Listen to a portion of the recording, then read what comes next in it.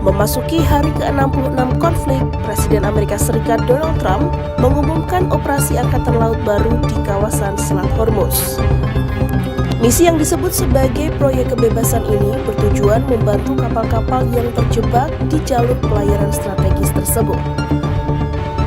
Operasi dijadwalkan mulai berjalan pada awal pekan dengan fokus utama membuka akses bagi kapal dagang dan tanker yang tertahan akibat situasi keamanan di wilayah tersebut. Selat Hormuz sendiri merupakan jalur vital perdagangan global yang dilalui sekitar 1/5 pasokan minyak dan gas dunia. Menanggapi rencana tersebut, militer Iran mengeluarkan pernyataan tegas kepada pihak asing, khususnya Amerika Serikat. Mereka menegaskan bahwa setiap upaya masuk ke wilayah selat tanpa koordinasi akan dianggap sebagai ancaman. Dalam pernyataannya, pihak militer menyebut bahwa setiap kekuatan asing yang mencoba mendekati kawasan tersebut akan direspon secara langsung. Peringatan ini menandai meningkatnya ketegangan di tengah upaya yang disebut sebagai gencatan senjata. Di tingkat politik, respon Iran juga disampaikan oleh sejumlah pejabat dan anggota parlemen. Mereka menilai intervensi Amerika Serikat di Selat Hormuz dapat melanggar kesepakatan yang tengah diupayakan.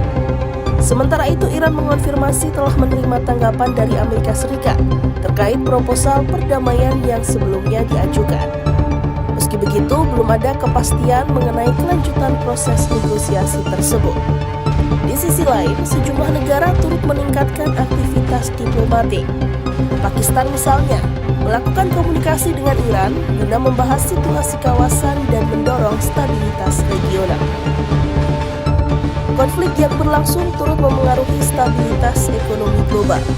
Namun, meski situasi di Selat Hormuz memanas, harga minyak dunia belum menunjukkan lonjakan signifikan dalam jangka pendek.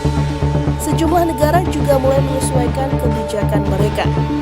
Australia dan Jepang sepakat meningkatkan kerjasama di sektor energi dan mineral penting sebagai langkah antisipasi terhadap gangguan rantai pasok global. Di tengah ketegangan, kondisi keamanan maritim di Selat Hormuz dinilai masih berada pada tingkat kritis. Otoritas Maritim Internasional memperingatkan bahwa resiko terhadap kapal-kapal komersial tetap tinggi.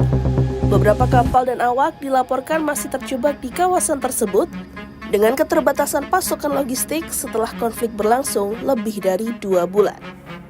Amerika Serikat juga telah mengevakuasi sejumlah awak kapal sebagai bagian dari langkah kemanusiaan dan upaya membangun kepercayaan. Dampak konflik tidak hanya dirasakan di wilayah Teluk, tetapi juga meluas ke kawasan lain. Di Lebanon Selatan, serangan militer dilaporkan terjadi di beberapa titik, memaksa warga untuk mengungsi. Serangan tersebut menambah kompleksitas situasi keamanan regional yang sudah memanas akibat konflik utama. Ketegangan ini juga memengaruhi hubungan antara Amerika Serikat dan sekutunya. NATO menyatakan bahwa negara-negara anggotanya mulai meningkatkan kesiapan dan koordinasi, termasuk terkait penggunaan pangkalan militer. Langkah ini dilakukan sebagai respon terhadap meningkatnya dinamika keamanan global yang dipicu oleh konflik Iran.